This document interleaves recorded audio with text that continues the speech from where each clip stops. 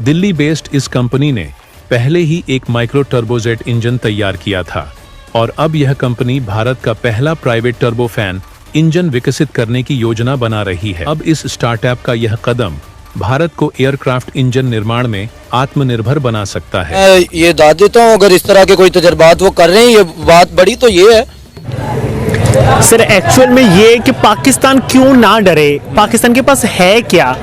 पाकिस्तान को यही नहीं पता, पाकिस्तान में खुद एतमादी नहीं है। तो तब भी उसने बोला कि भाई हम लोग इंजन इधर बनाएंगे इंडिया के अंदर, देखो ना आपको बना के देंगे। वो गए थे ना फ्रांस। डेफिनेटली आने वाले टाइम में जरूर ऐसा भी होगा कि वो एक दिन पूरा एयरक्राफ्ट भी तैयार करें। एक कंट्री को चला रहा है, अपने ममालिक को चला रहा है, तो इट मीन्स कि उसको जो प्रॉफिट अपने मुल्क को लेके लगेगा तो वो उसके लिए डिसीजन उसने लेना ही लेना है। इंडिया को अपना फायदा उसमें नजर आता है तो वो किसी से नहीं डरता। डेफिनेटली, बल्कि हमारी प्रायोरिटीज और हैं, मतलब हम लोग, हमारी प्रायोरिटीज ये नहीं है कि हम मेड इन पाकिस्तान पर फोकस करें। सपोर्ट दे रही है, सबसे बड़ी बात उनका लीडर उनको सपोर्टेड है। अगर लीडर सपोर्ट करता है ना तो जाहिर है हर मुल्क ही तरक्की करेगा।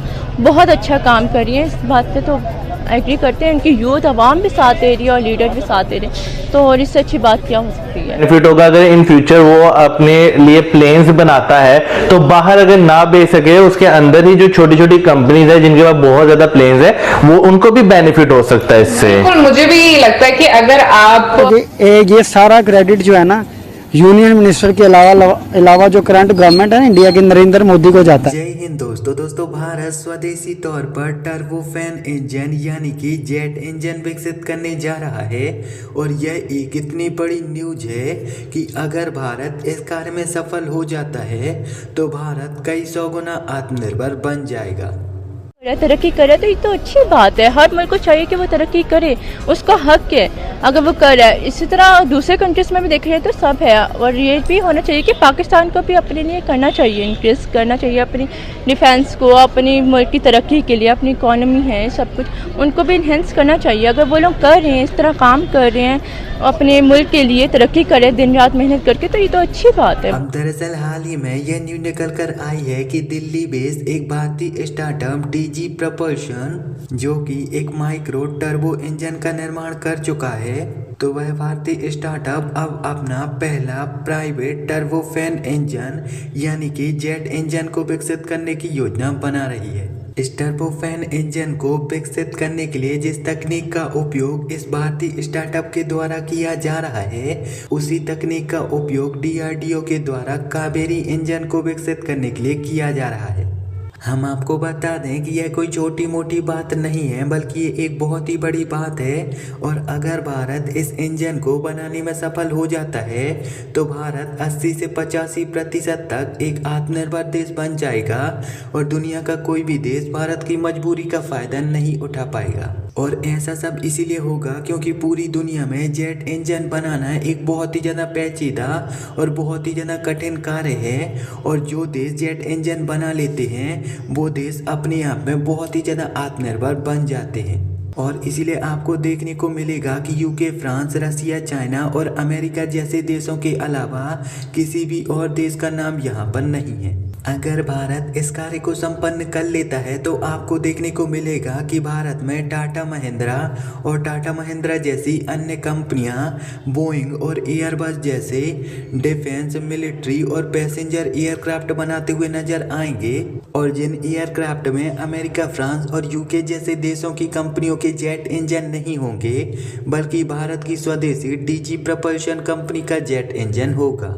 अगर आज कंपोनेंट्स तैयार करें तो डेफिनेटली आने वाले टाइम में जरूर ऐसा भी होगा कि वो एक दिन पूरा एयरक्राफ्ट भी तैयार करें। वैसे मैं अगर बात करूं तो इंडियन मार्केट कुछ इस तरह की कि जैसे हम इंडिया को देखते हैं, इंडिया के अंदर अपनी इतनी छोटी छोटी एयरलाइंस है जो चलती हैं। मेरा ख्याल है कि लाखों के हिसाब से जो है लोग जो है इंडिया में हवाई सफर करते हैं, क्योंकि इंडिया में हवाई सफर सस्ता भी बहुत ज्यादा है। तो अगर देखा जाए तो अगर इंडिया जो है जैसे टेक्नोलॉजी का ट्रांसफर हो रहा है तो इससे इंडिया को बहुत ज्यादा बेनिफिट होगा अगर इन फ्यूचर वो अपने लिए प्लेन्स बनाता है, तो बाहर अगर ना बेच सके उसके अंदर ही जो छोटी छोटी कंपनीज है जिनके पास बहुत ज्यादा प्लेन्स है, वो उनको भी बेनिफिट हो सकता है इससे। बिल्कुल, मुझे भी लगता है कि अगर आप अपने मतलब डोमेस्टिक के लिए मतलब इसको यूज करते हो डोमेस्टिक जर्नी के लिए, तो वो भी बड़ा इंपॉर्टेंट है। यानी कि अगर वो फिर क्या होता है, धीरे धीरे जो चीजें उनसे ना वो खुद ही वक्त के साथ चेंज होना शुरू हो जाती है। बिल्कुल, स्टार्टिंग में जो है आपको इस तरह का फेस करना पड़ता है कि आपको क्रिटिसिज्म बहुत ज्यादा फेस करना पड़ेगा पूरी दुनिया की तरफ से, आपको जो है